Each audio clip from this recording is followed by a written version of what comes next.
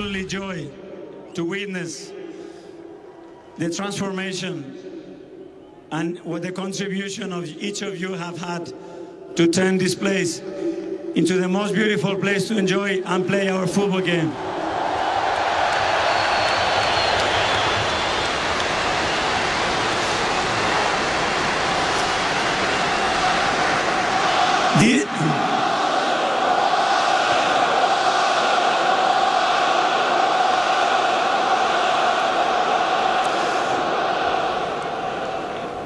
This is the soul of this football club, and each of you contribute to that. So make sure every time you step in this stadium, you face the responsibility now to keep it at these standards, because it makes such a difference for us and for all these players.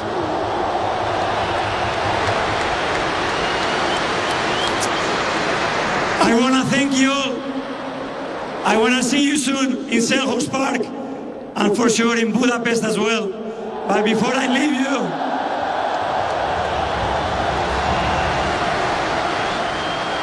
please, to the protagonists, to this amazing group of players and staff that they have put so much work into it, a big round of applause, please.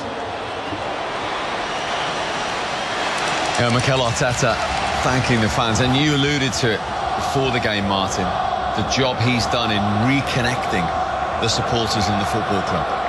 Well, the only time that they fell silent tonight was to listen to their manager, and I think that's quite telling respect that they now have for him. This was a difficult stadium at the end of the Arsene Wenger tenure. That's been totally transformed. Unconditional support you saw there tonight. Wasn't perfect in their performance, but the support 100% was there. Of course, they need that now at Selhurst Park. I'm even thinking of joining the crowd myself. I don't think it'd be a good look in the away end. Such was the rallying cry from the manager. But 2 big games now for their season.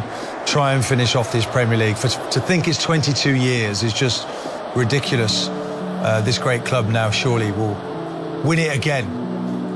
There's still an awful lot to happen between now and then. Well, they could be winning it tomorrow night, remember? Martin, if Manchester City don't win at Bournemouth.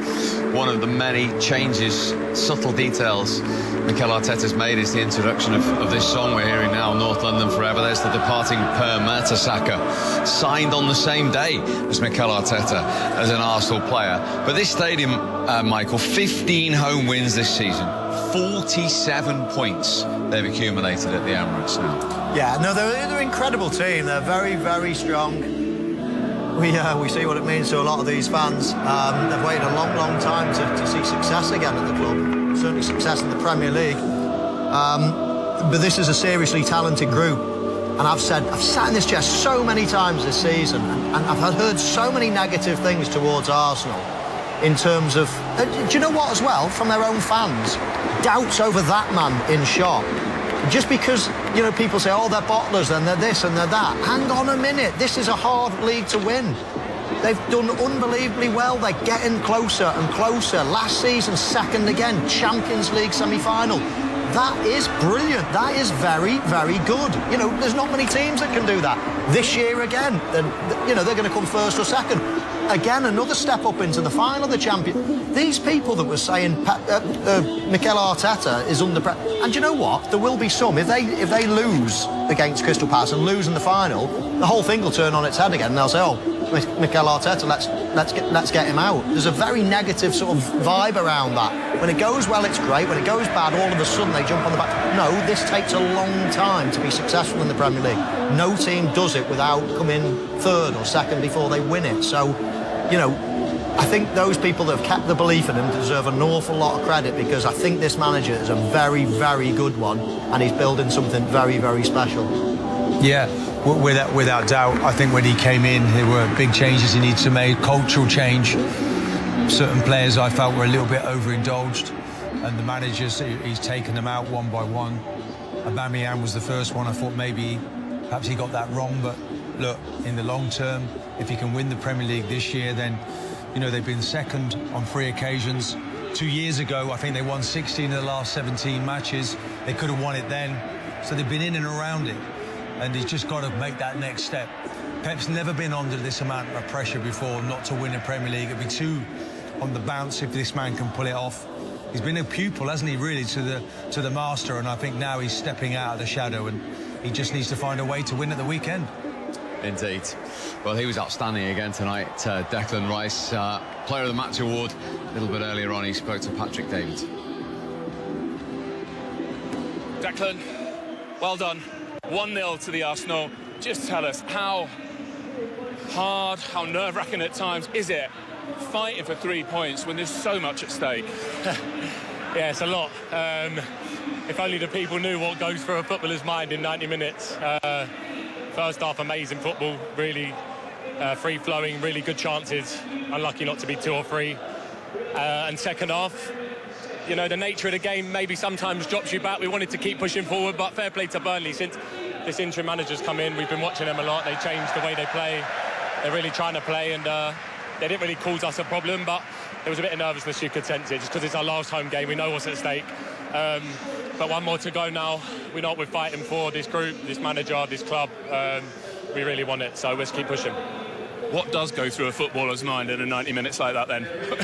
Every sort of roller coaster emotion you can imagine. You know, it's a 90-minute match. There's no easy game in the Premier League. I think, honestly, this is the most competitive Premier League I've ever played.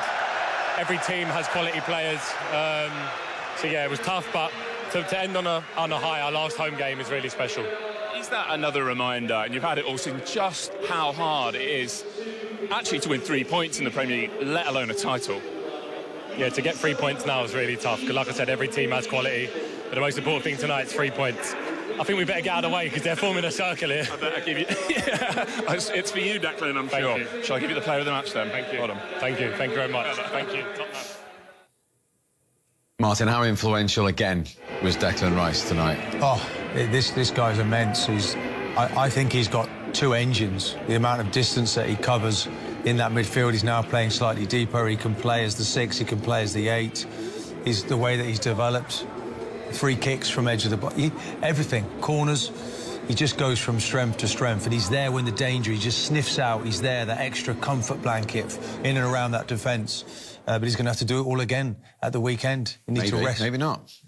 Well, you keep saying that, but I just feel that you have to prepare for the worst, really. Worst case scenario is that it goes to another game. It'd be great to think that you could sit at home tomorrow night and celebrate, and it'd be the most amazing opening for Arsenal. And if Arsenal can win this first one, you then feel that they can achieve anything, because the door could open for this group. They've just been denied so many times.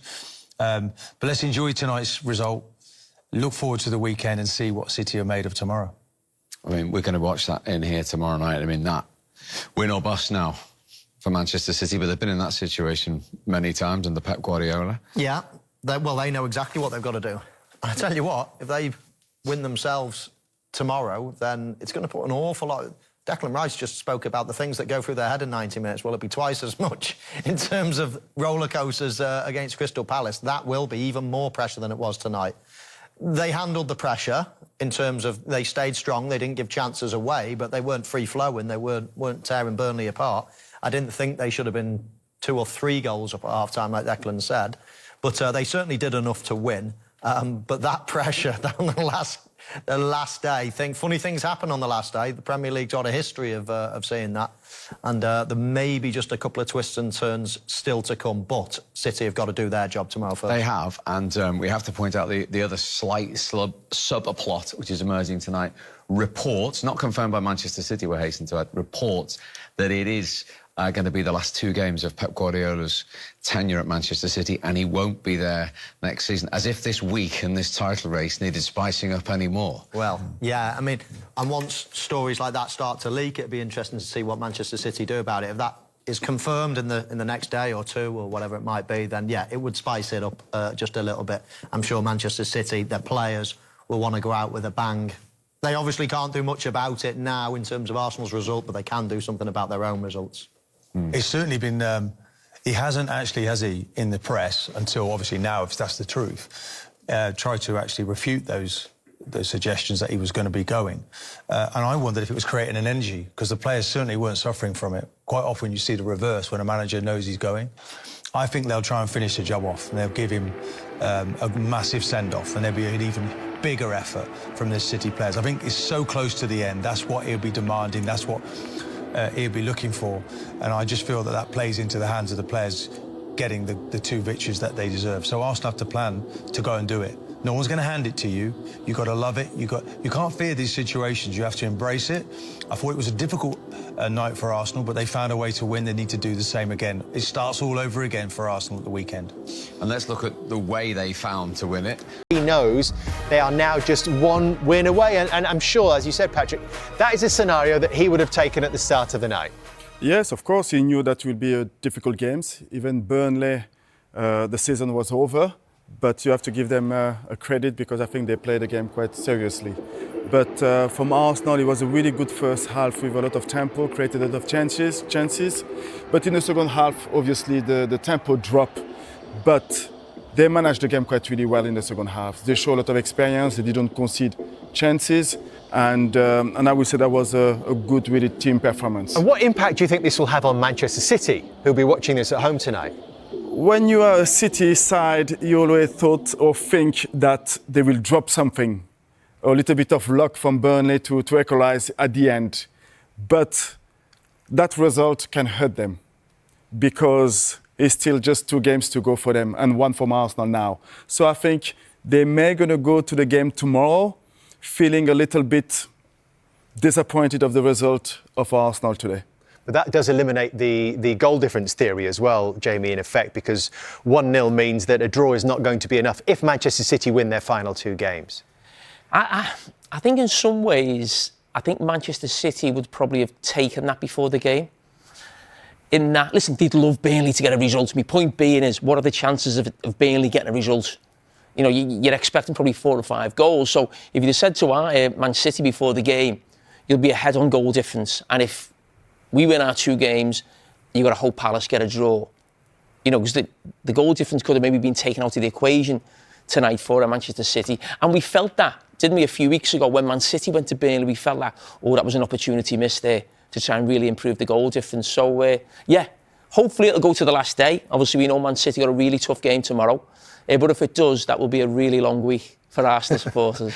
1 goal was enough for Arsenal tonight. Was it fitting, Patrick, that it was a set piece in this season of all seasons? I think we are not surprised that Arsenal scored on the set pieces because through the season they've been quite really, really dangerous. Here we consider the quality of the delivery of Saka, but the desire to compete from Havertz and being by himself, not man-marking, allowed him to get in the 6-yard box and then just to score the goals. It's a fantastic leap, wasn't it, Patrick? Fantastic leap. Oh, it is unbelievable. The timing and you can see how higher he's been jumping here. And he's a strong guy in the air, Havertz. He scored a couple of goals in the air already. So that is just showing his desire to compete, to jump and to score that important goal for Arsenal. He was also involved in an incident in the second half, and it feels like a lot of fans of other clubs are talking about this incident that we're about to see now. So he goes in high, and he gets a booking for it. Jamie, what's your take on this? Because VAR did have a look, and there was a question about the amount of force used in this as to justify whether it should have been a red card or not. What's your take? He's very lucky. I think the fact that the referee's got such a good view and gives a yellow card means it's maybe difficult for VAR maybe to go against it. Full speed gives us the idea of the force. Yeah, I mean, how the referee hasn't given a red card straight away, I do not know. He can't have a better view. I mean, it has to be a red card. It should be. And the idea will be the force. That will be the one thing that saved him, I would say. Is there enough force, do you think, for an overturn effectively? Patrick, I'll come to you in a second. Not sure? I just struggle to see how you can get away with that, with how high it up is on the calf. Patrick, it always looks worse in slow motion. Yeah. Or you see a still on social media. Or you can see a freeze with the studs high up on the back of the calf. Patrick, the question of force. We'll show it you again, to be fair to you. I think it is a tackle, a challenge from behind. And you can see the studs on here. I think that was the right decision from the referee, honestly. I don't think there was enough force for the red card. I think if he didn't when to seeing it on the VAR, I think the yellow card for me was a fair decision. And the question then is what the impact on the game would have been, because that was minute 68, so there'd be 22 minutes plus the stoppage time. How might that have changed things, do you think? Well, Burnley did do well second half. They were coming into the game, it was a little bit nervous towards the end. You think with the man down, and it's not just the man down, it's missing Havertz for the Crystal Palace game. And when you think of Arsenal, and we did the big thing last week on the decision, for me, it wasn't that contentious. You know, the riot and holding his hand down. We analysed it on here and felt it wasn't Arsenal had got away with one. It was the right decision. But when you think of two big decisions that have gone Arsenal's way in terms of red cards in these last few weeks, you think of the Gabriel head into if Haaland goes down, it's a red card. And that tonight, they're lucky to get away with two big decisions. You maybe think you might get away with one, but they've got away with two. So you need a bit of luck in the biggest Is that things. right, Patrick? Do you need some fortune? Yes, of course. But I think if you're going through all the incident from the first game of the season, you're looking at the balance. I think it's fair to say both teams, so the top teams will be the same kind of treatment, I will say. It's difficult to tonight, hasn't it? No, but what I mean is that you can't just pick up a situation and say this team or that team has more advantage. You have to look at all the incidents from the first game of the season. When you look at here, even if Havertz was signing off, I don't think Burnley had enough to really create chances to get back into the game. I believe that was the right decision from the referee. A tight call in a tight game, which went Arsenal's way in a really tight